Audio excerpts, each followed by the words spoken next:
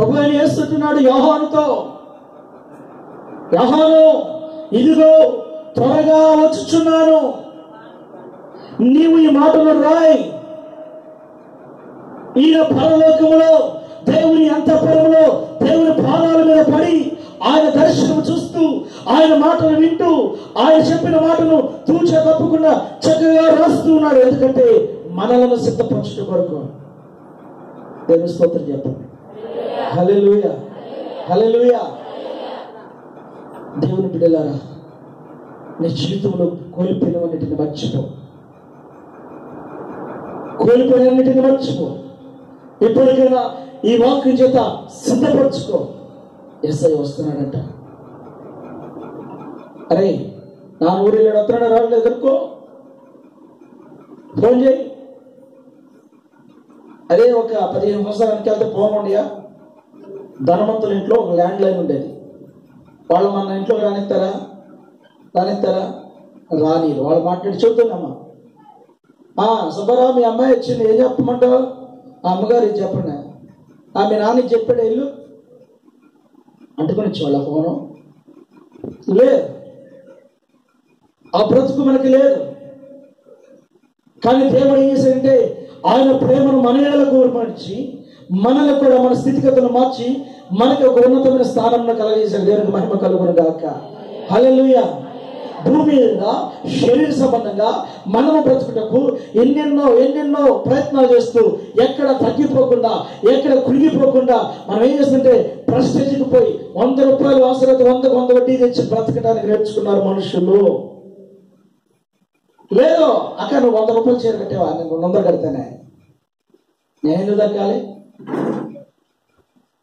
తగ్గే పని లేదు, ఎక్కడ తగ్గే పని లేదు, ఎక్కడ రాజీ పడలేదు. మంచిదే, నేనేం చెప్తానంటే నువ్వు ఎక్కడ రాజీ పడద్దు. అలాగే దేవుని ఎదుటి కూడా నిన్ను తగ్గించుకుని ప్రభువా నీ కొరకు నిన్ను సమస్తం అప్పగించి నీ మాట కొరకు నేను ఎదురుగా వస్తున్న నిన్ను ఎదుర్కొంటకు వాక్యం అనే అలంకరణ ధరించుకుని సిద్ధంగా ఉంటాను. ఎంతమంది? ఏంటి ఎవరు లేపరా? స్తోత్రం కలుగును గాక. హల్లెలూయా. దేని చేత ఆంటీ గారు స్టూల్ కూర్చున్న ఆంటీ గారు, దేవుడు ఇప్పుడు దాకా నువ్వు అడిగిన సమస్తం సమకూర్చుకుంటూ ఇచ్చాడు. నీ కన్నీళ్ళు అర్థం కాల. దేవుడు నీకు ఇచ్చినవన్నీ మేలైనవే. కానీ ప్రభు నమ్మకం నీ పరిస్థితి తెలుసా? చేతులు చాపే పరిస్థితి. ప్రభును నమ్మిన తర్వాత దేవుడు నిన్ను పెట్టే వ్యక్తిగా చేశాడు కానీ అడుక్కునే వ్యక్తిగా చేయలేదు. దేవునికి మహిమ కలుగును గాక. దేవుడు నీకు చక్కని ఆత్మ సంబంధమైన దర్శనాలు కలగజేస్తున్నాడు. దేవుని గణపరచు. దేవుని బిడ్డ, ఈ వాక్యంలో ఉన్న శక్తి ఎంత బలమైందంటే మన పరిస్థితిని బలపరిచి, మన స్థితిని బలపరిచి, మన కుటుంబంలో ఆయన ప్రత్యక్షతను అనుభవించేలాగా చేసింది. యోహాను మనలాంటి మనిషే. ఈ బైబిల్ గ్రంథంలో ఉన్న వాళ్ళంతా మనకలాగా సీమి నెత్తురు మాంసం ఉన్నవాళ్ళే. వారు ఎవరికి లోపడ్డారు చెప్పండి? ఎవరికి లోపడ్డారు? మన పిల్లలు ఉన్నారే, రారంటే ఏమంటాడు? వస్తానంటాడా? మోహరాన్ని బట్టి నిలబడి చూసి అంటే కదా కొడతాం, వస్తాడు. ఎంతకాలం? బెత్తం ఎరగనంత కాలం. బెత్తం ఎరిగితే వస్తాడా? రానే రాడు. దేవుని బిడ్డ, నీ కొరకు నీ దేహం మీద పడాల్సిన కొరడా దెబ్బలు నజరేయుడైన యేసుక్రీస్తు ప్రభువారు ఆయన దేహాన్ని అడ్డుపెట్టాడు. హల్లెలూయా, హల్లెలూయా. మన చేతుల్లో పడవలసిన ఆ శీలలు ఆయన చేతులు అడ్డుపెట్టాడు. మన పాదములో పడవలసిన శీలలకు ఆయన పాదములు అడ్డుపెట్టాడు. మన తలకు అలంకరింపబడిన ఆ ముళ్ళ కిరీటం బదులు ఆయన తల నుండి పెట్టాడు. ఇవన్నీ ఎవరి కొరకు భరించాడు? మనలను క్షేమాధారం కలిగి ఉంచాలని. దేవుని స్తోత్రం చెప్పు. హల్లెలూయా, హల్లెలూయా, హల్లెలూయా. ప్రభువా నీ ఆత్మ ఈ బిడ్డలందరినీ కమ్ముకొనును గాక. ఆమేన్ చెప్పండి. ఆమేన్ అంటే ఏంటి? మొదటి రోజు చెప్పా కదా. మరి ఎందుకు యాప్లికాయలు ఇవ్వనా? మీ అందరికీ ఇవ్వనా? తీసుకుంటారా? ఎక్కడి పాస్టర్ గారు అంటారా? ఎక్కడి పాస్టర్ గారు అంటారా? మీరు కళ్ళు మూసుకొని చేతులెత్తి ప్రార్థన చేయండి. నిజం, యాపిల్ మీ చేతిలోకి వస్తుంది. రాదా? రాదా? వస్తుంది. ఆత్మఫలమని సంతోషాన్ని ఇచ్చేది వాక్యము. అబ్బే మాకు వద్దండి, ఎవరు కానీ సరే బాగా మంచి అయితే తీసుకొచ్చాడు, బాగా చెప్పాడయ్యా అని మీరు తర్వాత మేము వెళ్ళిపోయినట్టు చెప్పొచ్చు. మేము చెప్పింది మీరు బాగా చెప్పారు అనుకోవచ్చు, మాట్లాడుకోవచ్చు. కానీ దేవుని బిడ్డలారా, మీరు ఆ వాక్యంతోనే అంటు కట్టబడటం నేర్చుకోండి. దేవునికి మీకు సరి సంబంధాలు ఎలాగున్నాయో పరీక్షించుకోండి. ఆ హెవెన్లోకి వెళ్ళాలంటే, పరలోక రాజ్యంలో నువ్వు వెళ్ళాలంటే మొదటిగా నిన్ను దేవుడు చూడాలి. ఎప్పుడు చూడాలి? ఈ ప్రాణాత్మ దేహములు సజీవంగా ఉన్నప్పుడే. హల్లెలూయా, హల్లెలూయా. అడ్డ తప్పుకోరా బాబు, అడ్డ తప్పుకో. సినిమాకి వెళ్ళారు, సినిమా హాల్లో మన కుర్చీలో మనం కూర్చున్నాం. ఒకడు ఆనందం ఎక్కువైపోయి నిలబడి గంతులేస్తా ఉంటాడు. అప్పుడేమో ఊరుకుంటారా వెనకాలలో?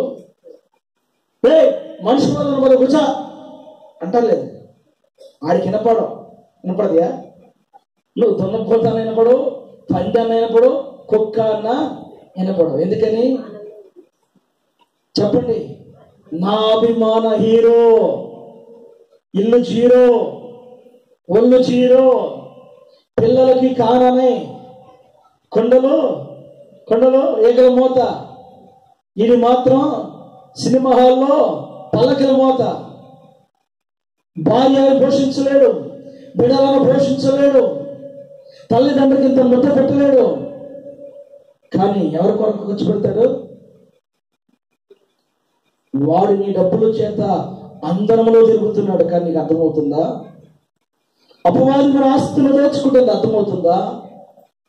దేవుని బిడ్డలారా, నువ్వు రక్షించబడి దేవుని చేత నువ్వు సిద్ధపరచబడిన వ్యక్తివైంది రక్షణ ఆనందమును, రక్షణ వస్తువులు ఎందుకు కాపాడుకోలేకపోతున్నావు? ప్రతి సంవత్సరం ఎందుకు ఈ కూటములు అంటే నిన్ను దేవుడు మరలా సిద్ధపరచడం కొరకు, మరలా దేవుడు నీ పాపములను ఆ రక్తంలో కడుగుట కొరకు. దేవునికి మహిమ కలుగును గాక. అంటే మన సంవత్సరాలకు పాపం చేయమంటావా? దేవుణ్ణి నేను ఒకసారి ప్రార్థన చేస్తున్నా, ప్రభువా బాగా ప్రార్థన చేస్తున్నాను, ఉపవాసాలు ఉంటున్నాను, అభివృద్ధి కావాలంటే ఏం చేయాలి ప్రభువా? దేవుడు అన్నాడు, రే నీకు ప్రేమించే మనసు లేదు, నువ్వు ప్రేమించడం నేర్చుకోవాలి. నువ్వు ప్రేమించినట్టు నటిస్తావు, నీకు ప్రేమించే మనసు లేదు, నువ్వు ప్రేమించే మనసు కలిగి ఉండు, నేను నిన్ను ఆశీర్వదిస్తాను. నిజమే, ఆయన ఎంతలో గొప్పడైనా నటించేవాడిని కానీ హత్తుకునేవాడిని మాత్రం కాదు. దేవుని బిడ్డలారా, ఆ దర్శనం వచ్చింది. తెల్లారే ఒక దైవజనుడు వచ్చాడు. ఆ దైవజనుడు వచ్చినప్పుడు దైవజనుడు అన్నాడు, సంతృప్తి అయిన ఆహారం కావాలంటే తెచ్చిపెట్టాడు. నా జేబులో 1500 ఉన్నాయి. ఇప్పుడు నేనేం చేయాలా? ఏం చేయాలి చెప్పండి? పాస్టర్ గారికి ఇవ్వాలా, దాచుకోవాలా? ఎంత ఇస్తాం వస్తే మా అయ్యగారికి 100 ఎందుక? మార్చారు, కొట్టుకాడ చెల్లెలు మార్చరా, చెల్లెలు మార్చుకో. 90 అక్కడ పెట్టు, 10 రూపాయలు వచ్చి. అయ్యారండి, వందనాలండి, వెళ్ళండి అయ్యా, వెళ్ళండి. ఎక్కడికి వెళ్ళొచ్చేది? అయ్యా మీ పిలవంగానే రావాలి. రాలేదనుకో ఏం పట్టుకుంటారు చెప్పండి?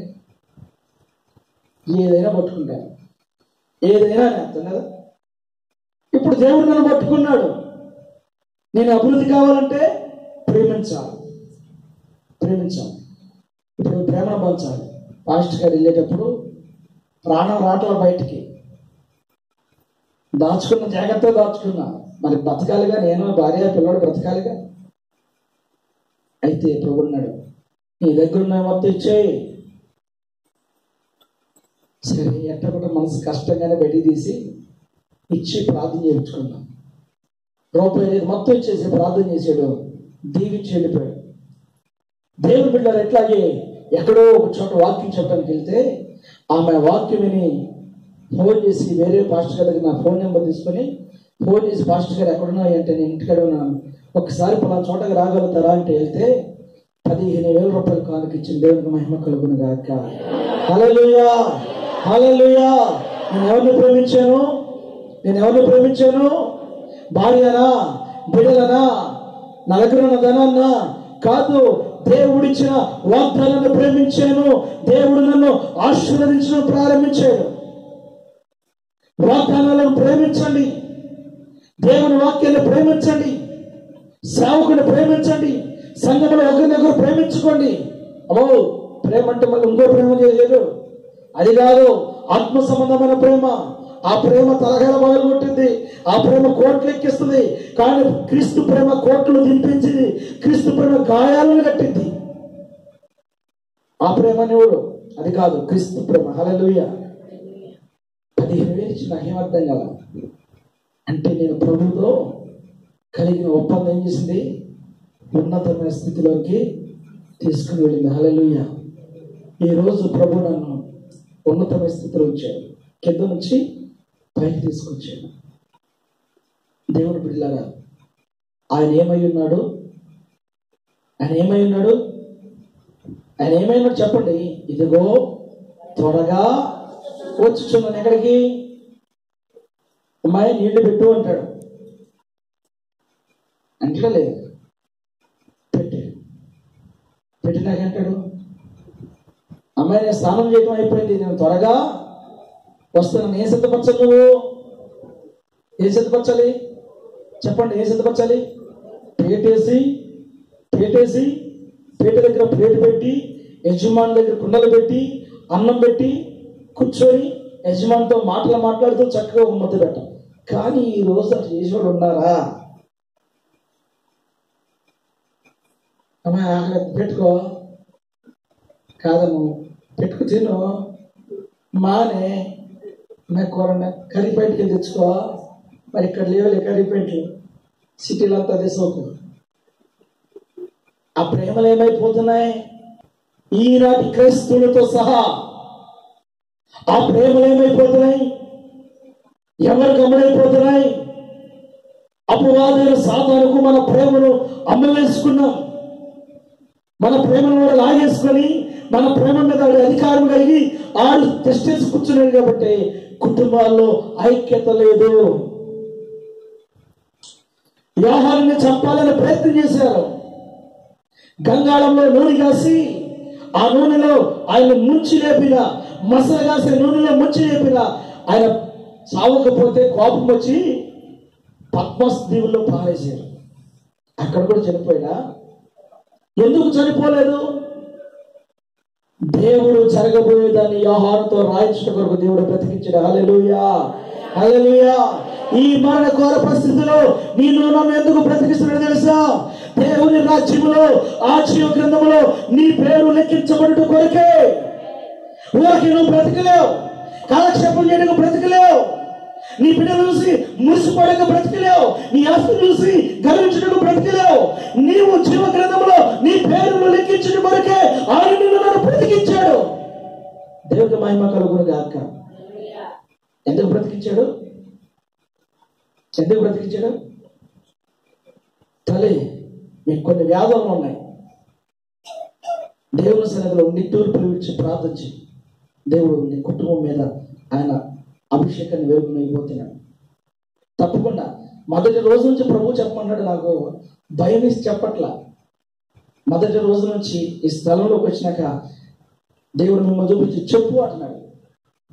మరి ఏమన్నా అనుకుంటానేమో, కానీ ఈరోజు ప్రభు మళ్ళా చెప్పమని చూడు. ఆయన వెలుగు కొరకు ప్రార్థించి, ఆయన వెలుగు నీతో నడుస్తూ ఉంటుంది. కానీ నేను గమనించలేకపోతాను. గమనించు దేవుని బిడ్డ, ఈ వాక్యంలో ఉన్న మాట యేసయ్య ఏం చేస్తున్నాడు చెప్పండి? యజమానుడి కొరకు యజమానురాలు సిద్ధపడిన వ్యక్తి ఉంటుంది. ఇప్పుడు సంఘం ఏం చేయాలి? బండ సందున పావురమా, బండ సందున పావురమా, పేట వీటుల పావురమా, సిద్ధపడుమా ఓ సంగమా, సిద్ధపడుమా ఓ సంగమా.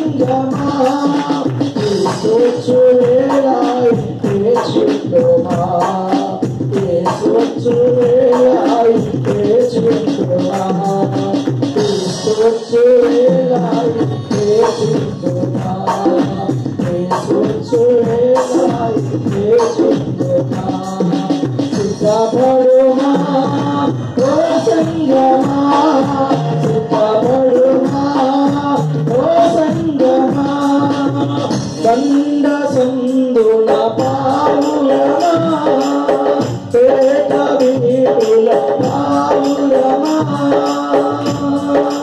ఊడు నిన్ను కోరినాడు ఊడు నిన్ను కోరినాడు చందకుమా వీడు నిన్ను కోరినాడు ఊడు నిన్ను కోరినాడు వీరి చందకుమా చిందపడుమా ఓ సింగమా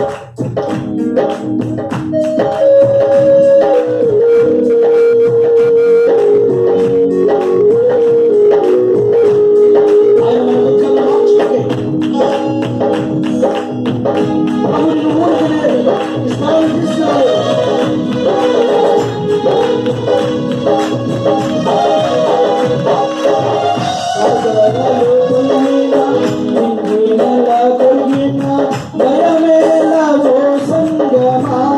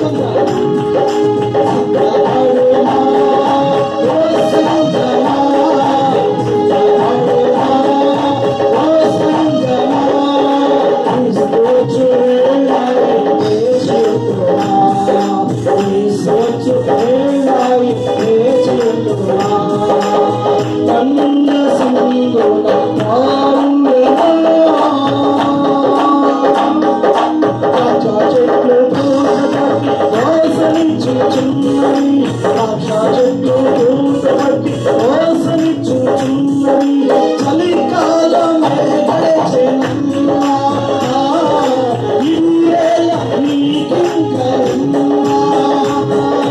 చలికాలమే గడిచెనమ్మా, ఇన్నేళ్ళ నీకింకరున్నా, యేసు దిగి వచ్చునేలా, కరుణనే పెంచెనమ్మా, నీ సియోని సంధించుమా, యేసు దిగి వచ్చునేలా, కరుణనే పెంచెనమ్మా, నీ ప్రియుని సంధించుమా.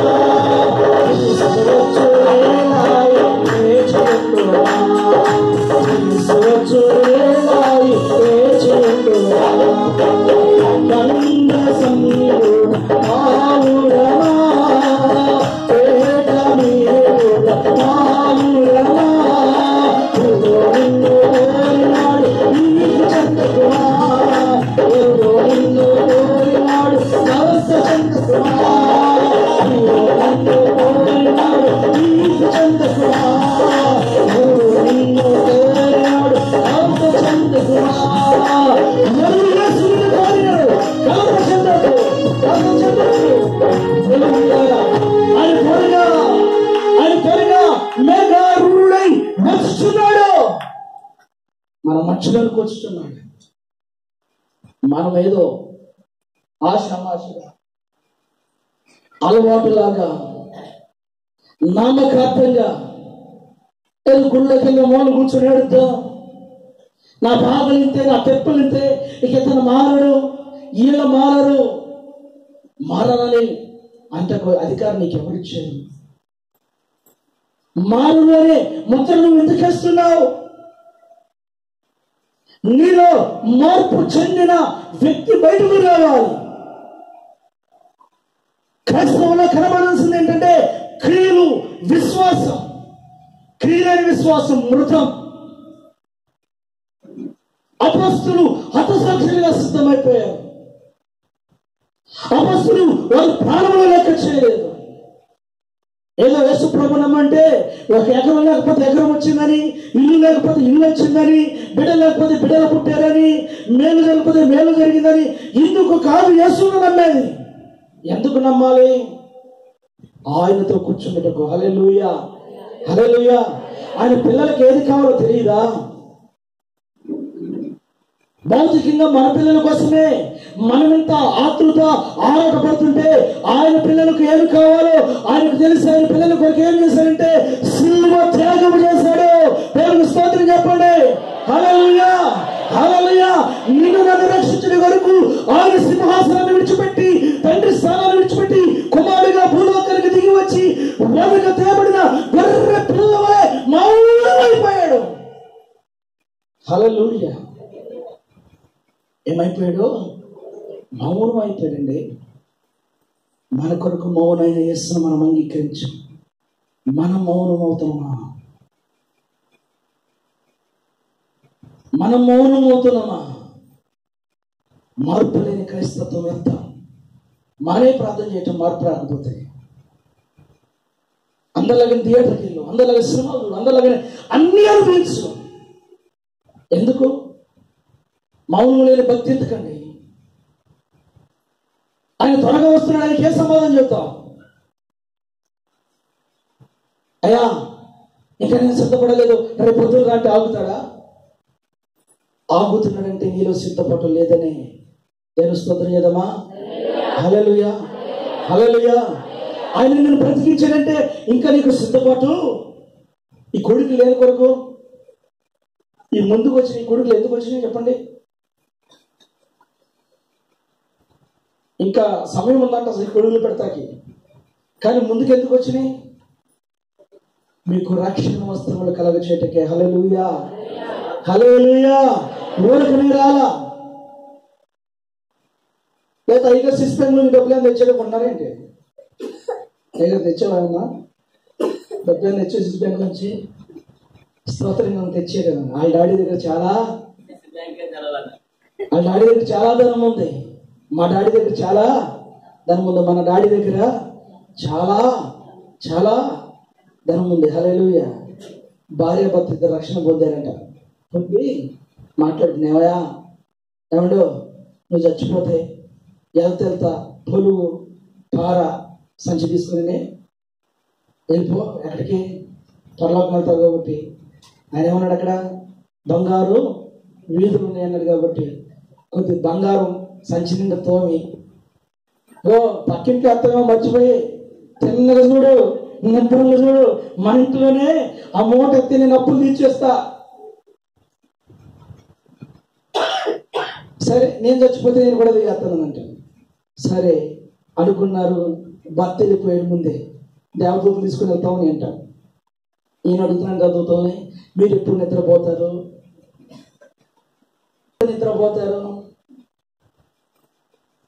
మీరు ఎప్పుడు నిద్రపోతారు? 3 సార్లు దూతమని అంట. అబ్బాయి నువ్వు బయలుదేరిన దగ్గర నుంచి అడుగుతున్నావు, మీరు ఎప్పుడు నిద్రపోతారు? దేనికంటే ఏమి లేదండి, కొద్ది బంగారం దోమి కింద మా ఇంట్లో మా యజమానురాలకి ఇస్తామని. ఎవరికంట? మాసం లేదు, నువ్వు పరలోకానికి యోగ్యుడు కాదు, అదిగో నీ బంగారం అనే వీధి అక్కడ ఉంది, అక్కడ పో అని నరకంలో పడేసి. భార్య దేనికోసం ఎదురు చూస్తుంది?